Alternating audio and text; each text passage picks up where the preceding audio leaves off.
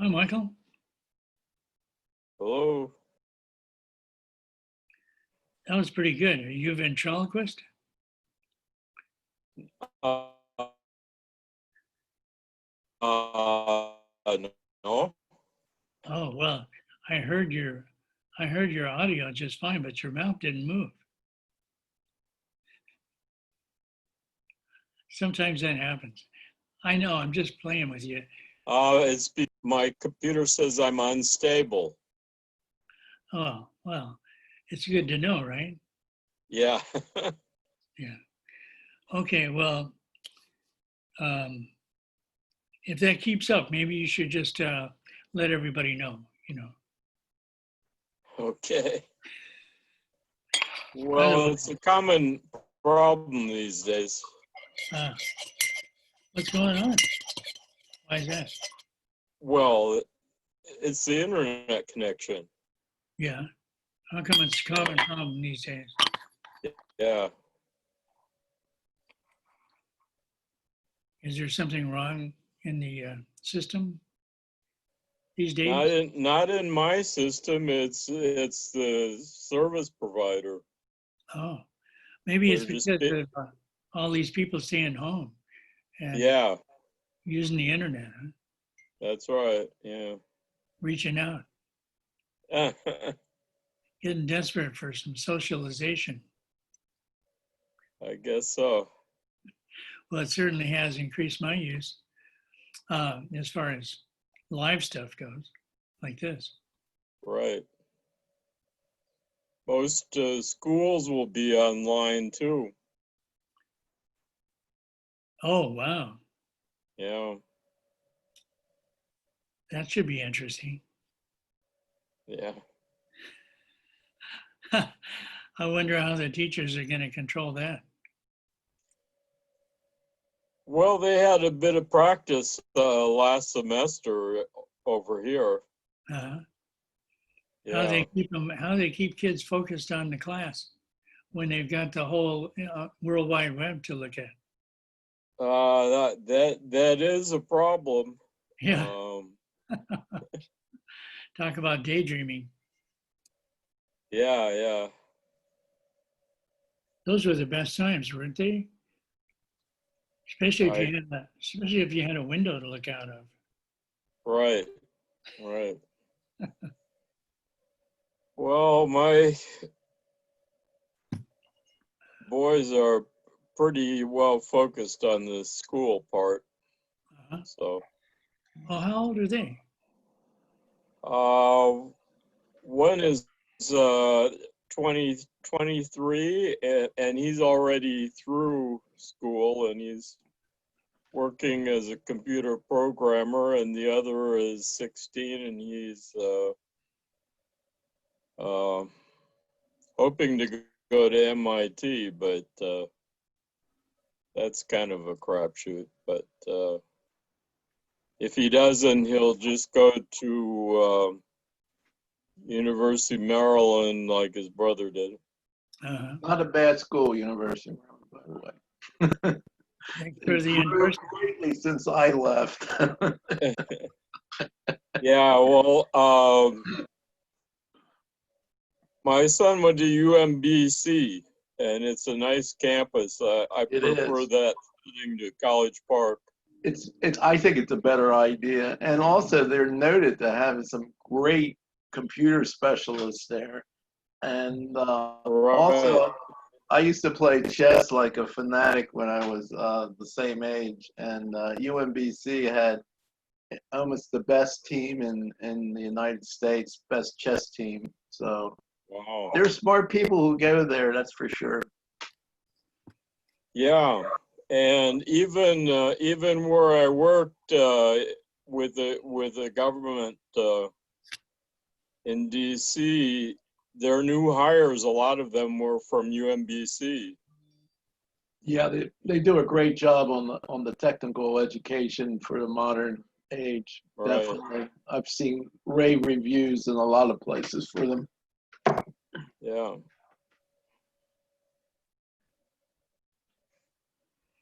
Well, that's good. Glad to hear that education system in Maryland as well. Yeah, they don't know what the hell to do for opening the grade schools coming up, and more and more education is happening online. I know. I suppose it's good. I just always liked the classes, except when they were so large. I was just watching an instructor on the screen, so it didn't make a difference. Yeah. Well, it's the only alternative for right now. I know. Yeah. Except homeschooling. Yeah, you got to really be on for homeschooling. I lived in a community where people did homeschooling. They lived in this hippie community in the mountains of Vermont, Yeah. and people worked hard to do homeschooling. I can tell you that. Uh-huh. But it was good because they had group experiences from the surrounding community, the people who lived in the community. So it actually worked out rather well. Well, I know Mark Anderson's kids all did that until they got to high school and wanted to go socialize, but they all went to college. Right. And guess what? At least when I was there, they found out, they could cover the curriculum they do in public school in a hell of a less amount of time in the way and things get dragged out in public schools. Uh-huh. Yeah. There's advantages and disadvantages. The main advantage is parents don't have to spend so much time overseeing their child's academic education. But when they're older, if they're self-motivated, they can supervise themselves. They can do their own. They can go to the libraries. They can, if they're free to just pursue whatever interests them, it could be a way better education than what they would get force-fed in school. Yeah. Definitely agree. But you said the key word there. They're motivated, self-motivated. That's the key word. Yeah, that's right. It doesn't work for everybody, that's for sure. Yes. Yeah. Well, we have a really good lesson today. It's called Lesson 218, Only My Condemnation Injures Me. God, that's almost like I only crucified myself, isn't it? That was the same lesson. Yeah, it's very simple. What a surprise. But this one has a sort of different, it's way more centered on the idea that we're not our bodies, because it's talking about injury, and that's pretty much generally associated with physical body. And so that's the first thing that we need to realize when we study this lesson, that we're not bodies. That explains why our condemnation is the only thing that injures us. Because we're not talking about the physical at all. Yeah. Another thing that's really interesting is that is the whole idea of judgment. The course is really big on judgment. But it explains in at least one place that when it's talking about judgment, it's really talking about condemnation, because everybody uses judgment. You go to an intersection and you look both ways before you cross the street, and then if you judge that it's safe, you go ahead. Oh yeah, you've got to make a distinction between using discrimination to navigate in the physical world and judgment where you're using it to say things that are usually negative about other people. Yeah. So that's why he's using the term condemnation to make it really clear. Yeah. What it is that is injurious. Yeah. That's but usually when we say stuff about other people, it no one feels that they're condemning them, but and the truth of the matter is that you've bought into a whole system that sees it that way. Well, in the first place, they're seeing them as bodies, Exactly. and that certainly is a condemnation. Yeah, but it's something we all do, so we overlook the fact that it's a condemnation. Well, and this lesson is asking us to stop overlooking that. Yeah, but I'm so used to looking over those pretty girls over there, whatever, instead of overlooking them.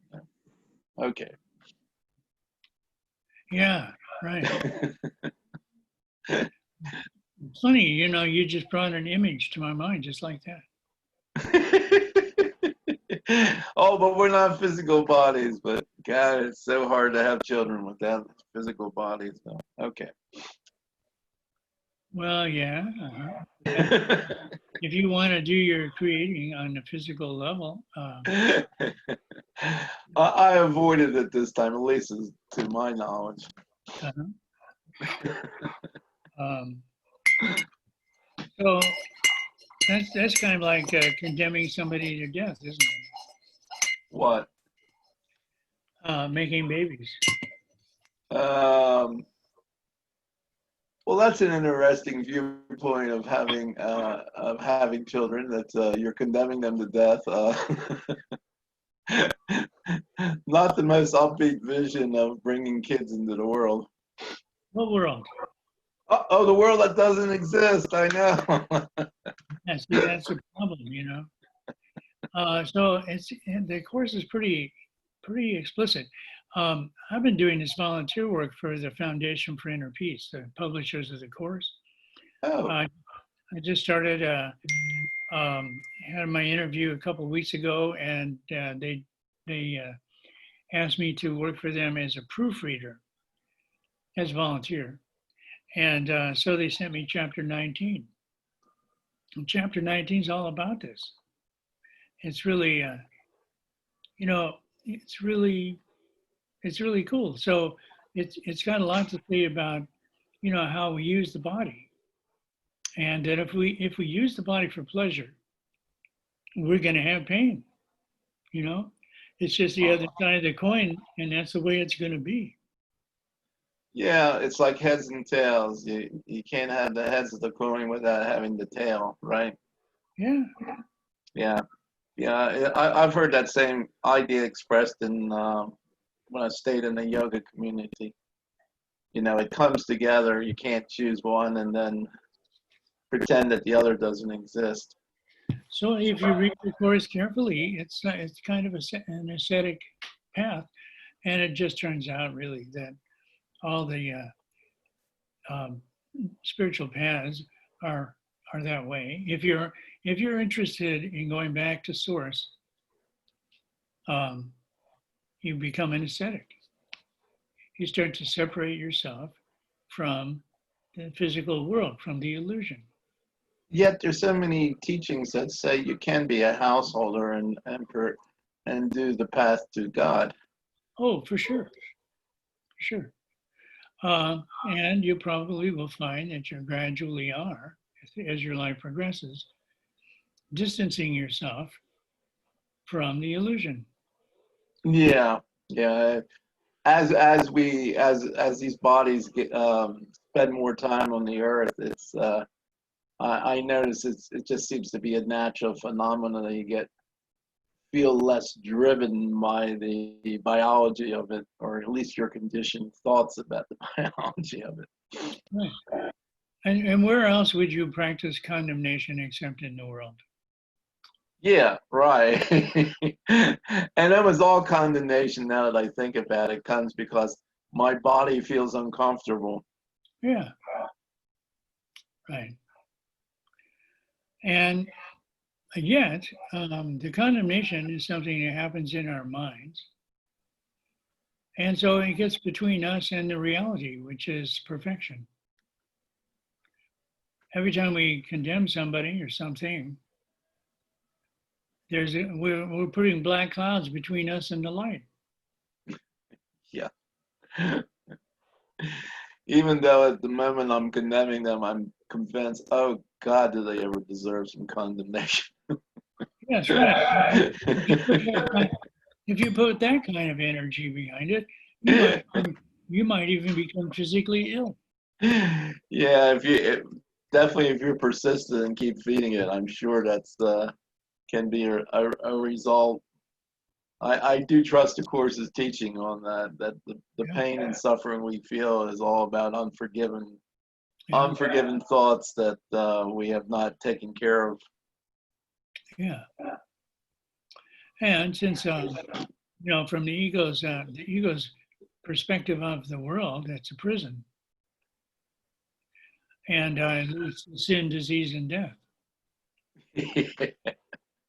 And that's why you have to work so hard for pleasure, because you know how horrible everything, all the other people are. Well, really, it's because you're ignorant. Yeah, If you really understood things, you wouldn't be working for either pleasure or for pain. yeah. It's like the yogis teach about ignorance is what you're doing is ignoring what is. It's not that you're quote unquote stupid or you're unread. It means that you've learned to ignore so much of what's real. That's a really good definition of ignorance. Yeah. Yeah. My condemnation keeps my vision dark, and through my sightless eyes, I cannot see the vision of my glory. Yet today, I can behold this glory and be glad. Amen. And Ken said, my vision is not dark because of what you have done to me. You put my eyes in it, but that's not what's giving me dark vision. Nor is my unhappiness a result of your mercilessness and abuse. Yeah, not too many people will accept that from the get-go who haven't studied the path. They are the result of choices I have made, and therefore one I can undo. As easily as I chose the blindness of condemnation, I can choose the vision of forgiveness. Love it. Yeah. So we got a way, out of here, way to go for freedom. Right. Our ticket to ride is called forgiveness. And also, I'm not a body. Yeah, and also, right, stop identifying with the separated identity that you created. I have a friend who yesterday put up in his story and also a post on Facebook that he had a picture of himself with a big cabbage leaf tied around like a mask, and it came down over his chin. And he's been on a campaign for some time against wearing masks. So he railed on about masks. I didn't bother to read the whole thing, but he had quotes and everything. He's really on a serious campaign here. So I just replied, I'm not a body. I am free. Yeah. He that was the last reply. He wouldn't know how to talk to you, really. But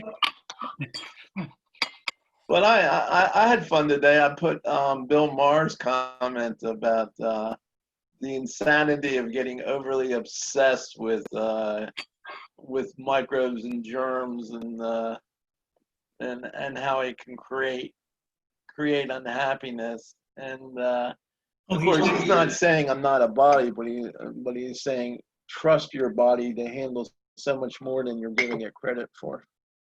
William Barr, the Attorney General? No, this was Bill Maher. Oh.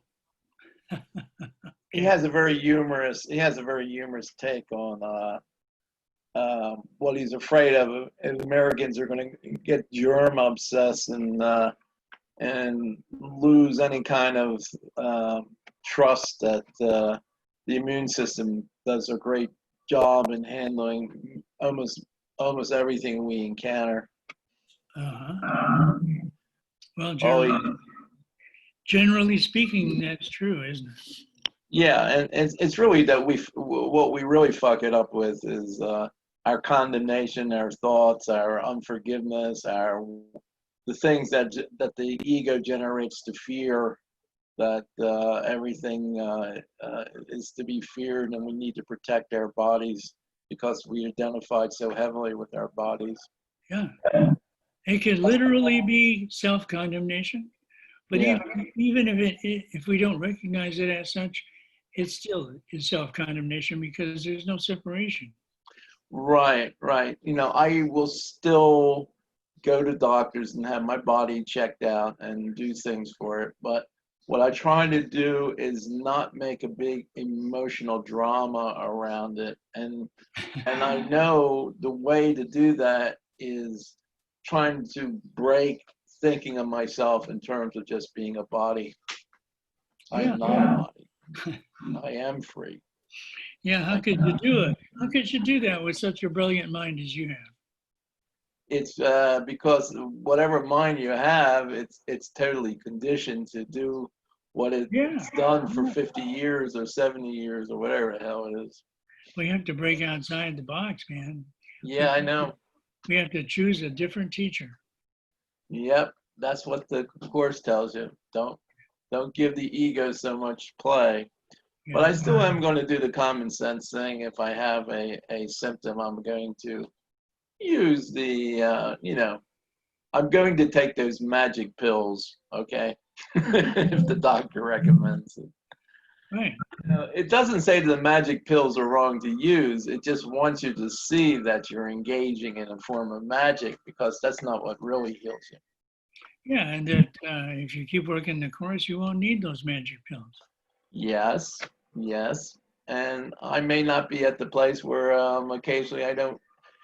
Let's just put it. I still do the common thing, like go to a yearly checkup. I don't care how long I'm doing the course, because I like to keep things in order. That's why I take a vitamin, or try to eat well or do other things.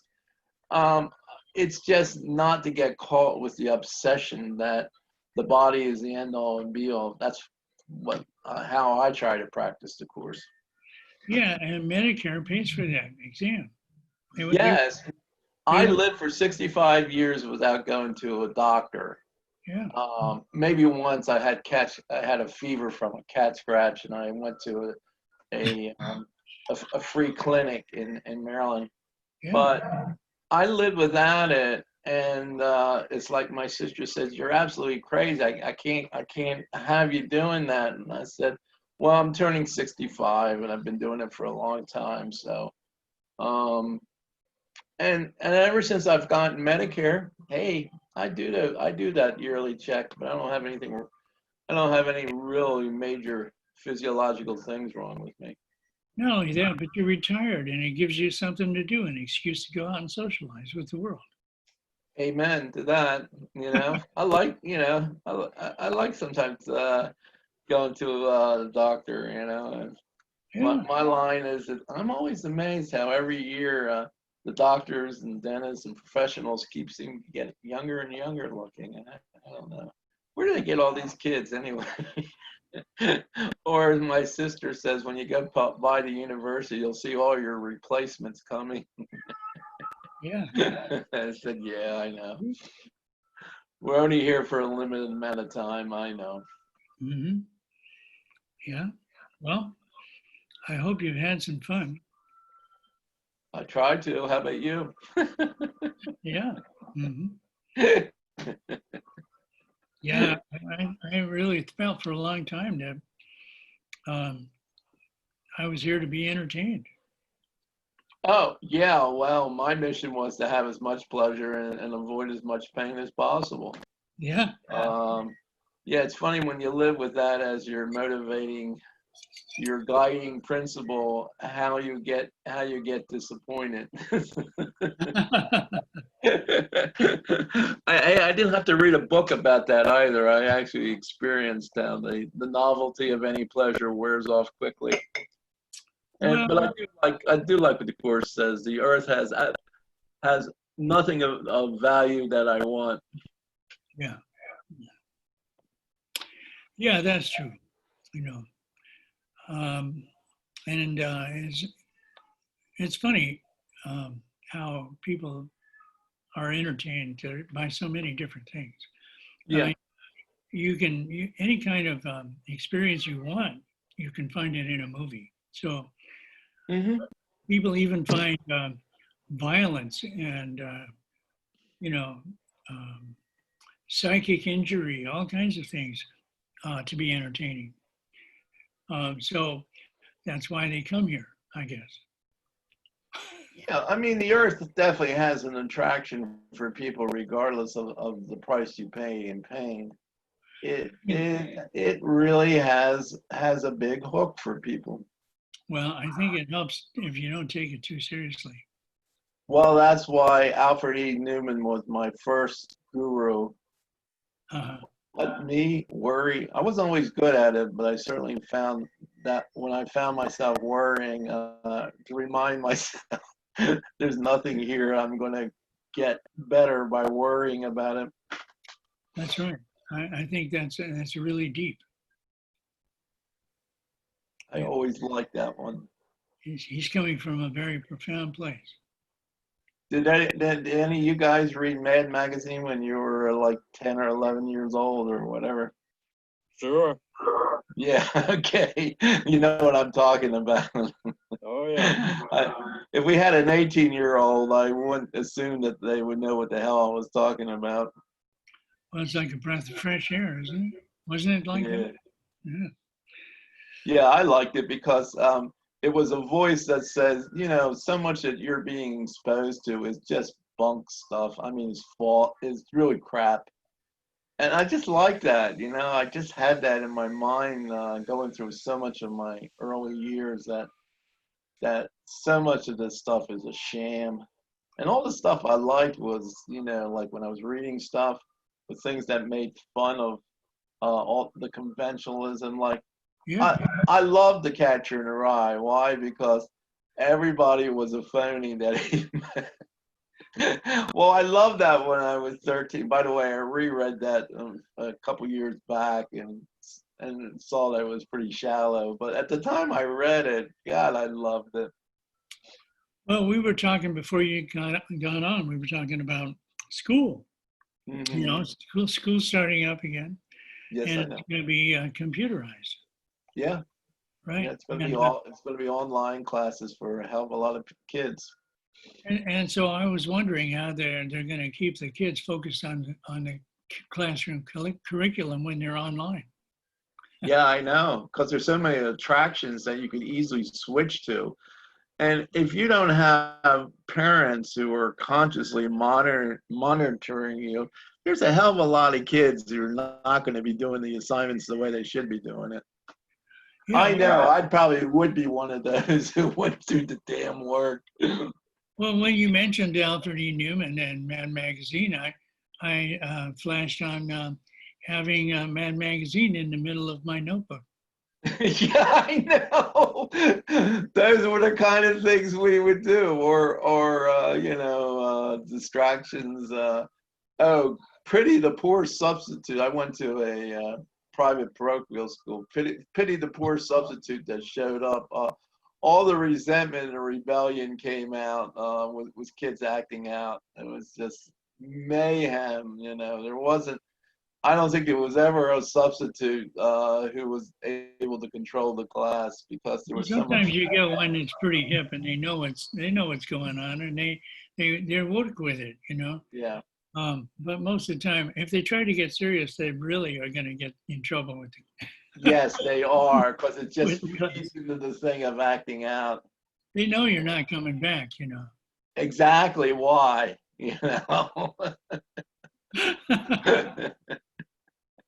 And it's funny. I listened to Susan, who's a substitute teacher in the public school system, Yeah. and it's like certain schools she won't even go to because the kids out so well. And I don't try to remind her about what was her early childhood education like.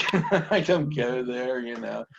it's not what she wants to hear. She just wants to, have a chance to go into her dissatisfaction with what's going on in the school system. Well, I think we should get our brooms out now and do a little mind sweeping. Minesweeping, I like that. Sounds like a game. Do you Yeah. play Minesweep? So what we'll do is we'll take 15 minutes and we'll go in and take a look at our minds and clean and do a little cleanup. Sounds If good to me. we can find any condemnation in there, um, sweep it up and throw it in the trash. Okie dokie. Here we go.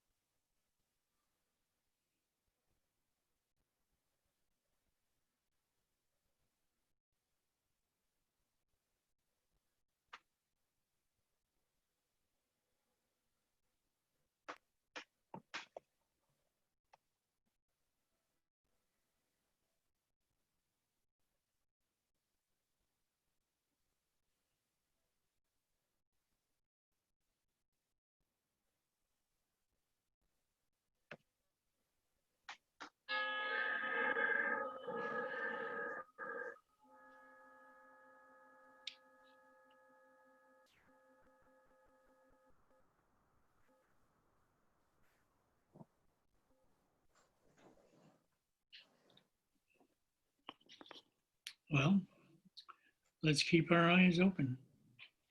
Right, right. Don't indulge in too much condemnation today, right? Right.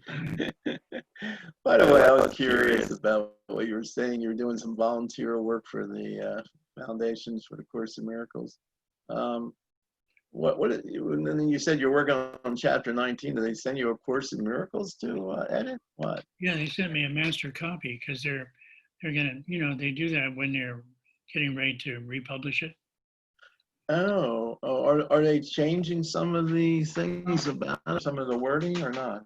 No, I don't know that they are, but I did find one word that I'm recommending that they change because the word doesn't exist in the dictionary. Oh, that's Um, interesting. it says unreconcilable, and there is no such word. It's irreconcilable. So I'm just saying. That's right. It is irreconcilable.